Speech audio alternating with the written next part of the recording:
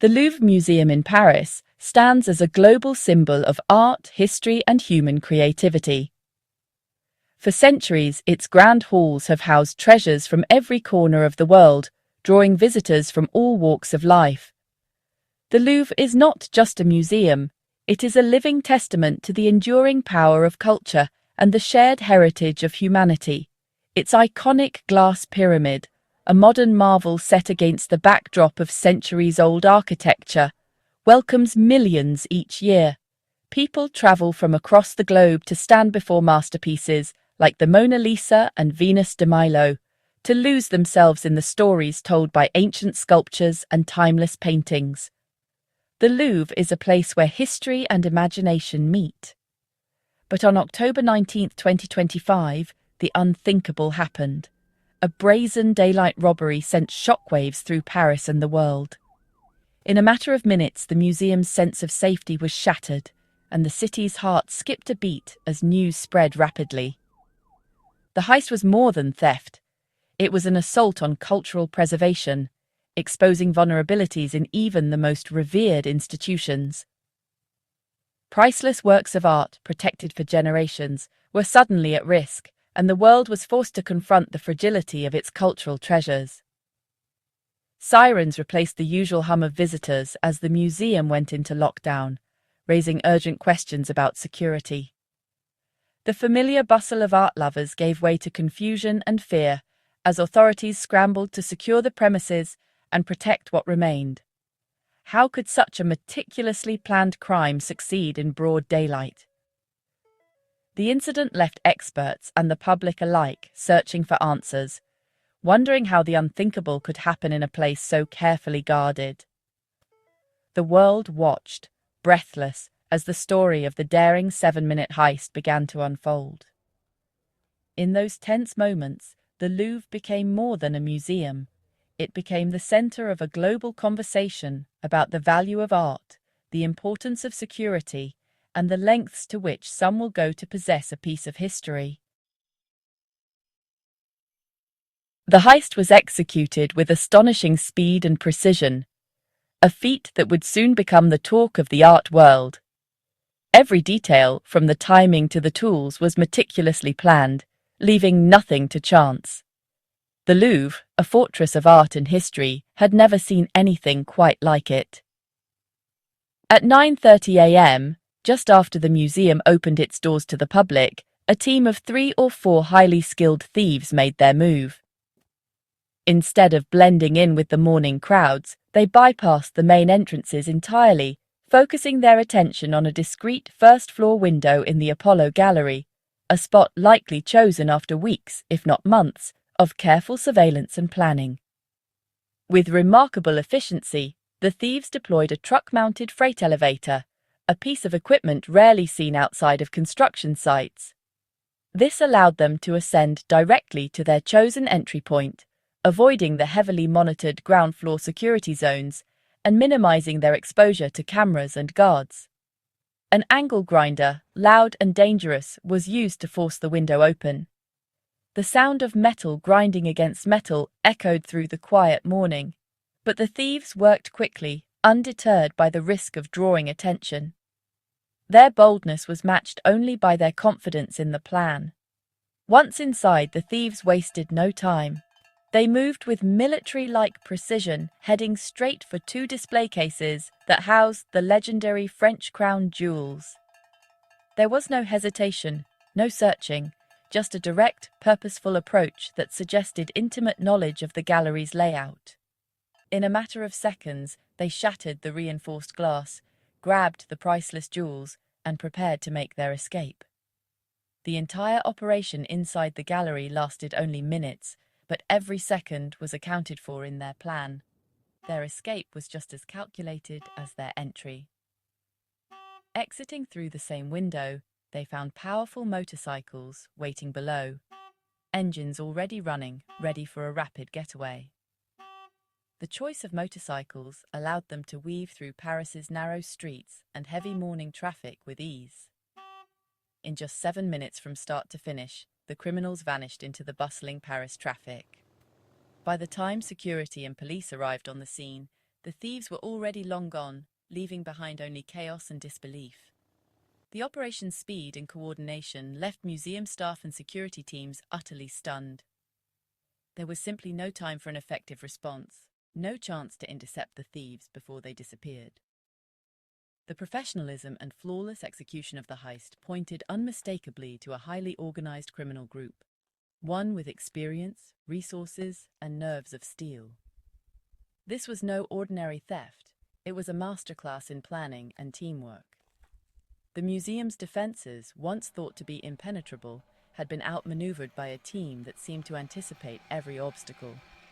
Alarms, cameras, and reinforced doors were all rendered useless in the face of such a well-orchestrated plan. The world was left reeling at the audacity and sophistication of the crime. News of the heist spread rapidly, capturing the imagination of people everywhere and raising urgent questions about the security of even the most iconic institutions. The Apollo Gallery, the heart of French royal history, was the thieves' deliberate target. Commissioned by Louis XIV, its gilded ceilings and regal splendor house the legendary French crown jewels. Among them, the Regent and Sancy diamonds, and a dazzling array of royal regalia. The thieves bypassed countless other treasures, focusing solely on these historic jewels. Their knowledge and precision revealed they were specialists, not opportunists.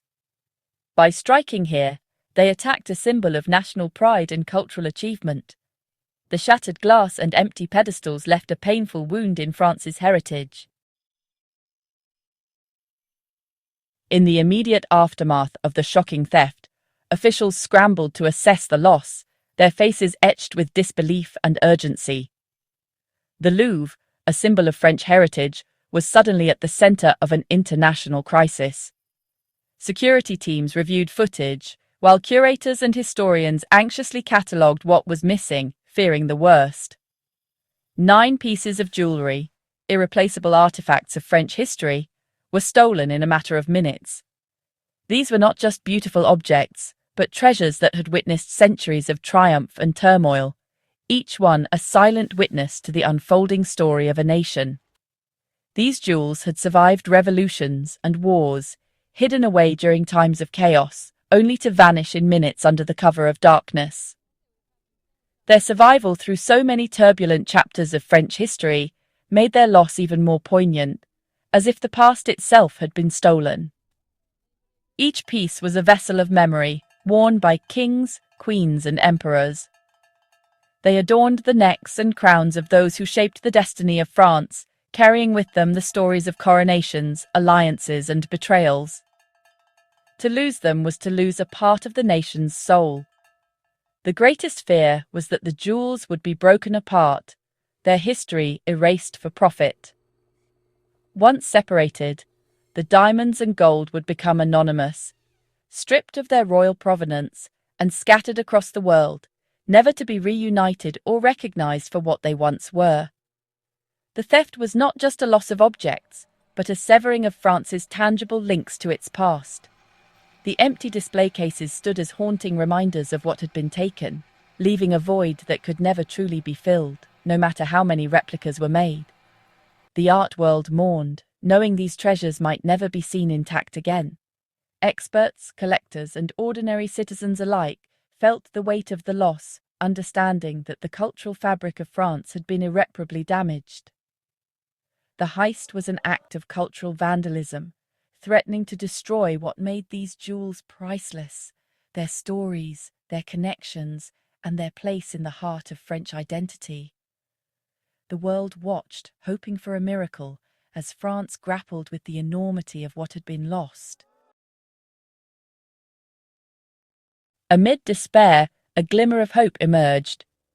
Near the Louvre, police found the crown of Empress Eugénie, damaged but recovered. Dropped in the thieves' haste, it became the investigation's first major break. The crown, a masterpiece of 19th-century jewelry, was a symbol of imperial France. Forensic teams scoured it for clues, while officials confirmed a second item had also been found. Though 7 artifacts remained missing, The recovery proved even professionals make mistakes. For France, it was a small miracle, part of its heritage saved from oblivion. The French government responded with swift resolve. Elite investigators specializing in art crime took charge, vowing to bring the thieves to justice. Interior Minister Laurent Nuñez and Culture Minister Rachida Dati addressed the nation, promising every effort to recover the treasures. Police checkpoints, border alerts, and international cooperation were mobilized. Surveillance footage was scrutinized for any trace of the criminals. The message was clear. This was a national priority, and the pursuit would not end until justice was served. The Louvre's loss became a rallying cry for the protection of cultural heritage. For visitors, the day became a nightmare. The serene museum atmosphere was shattered by urgent evacuations and confusion. Tourists found themselves trapped, unsure if it was a fire or a terror threat.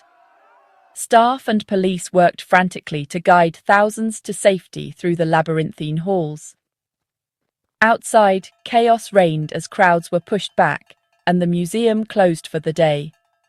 Instead of memories of art, visitors left with the image of a sanctuary under siege. The experience was unforgettable for all the wrong reasons. The Louvre's vulnerability was laid bare for the world to see. The 2025 heist was not the Louvre's first brush with audacious crime. In 1911, the Mona Lisa was stolen, vanishing for 2 years and exposing security flaws. In 1998, a Corot painting was cut from its frame and never recovered. Each incident forced the museum to rethink its defenses. Despite advanced technology, the threat of theft remains ever present. The latest heist, with its speed and heavy machinery, marked a new level of criminal boldness. The cat-and-mouse game between protectors and thieves continues. The Louvre heist is a stark reminder of our duty to protect cultural heritage. Museums are guardians of human history, and every loss is a tear in our shared story.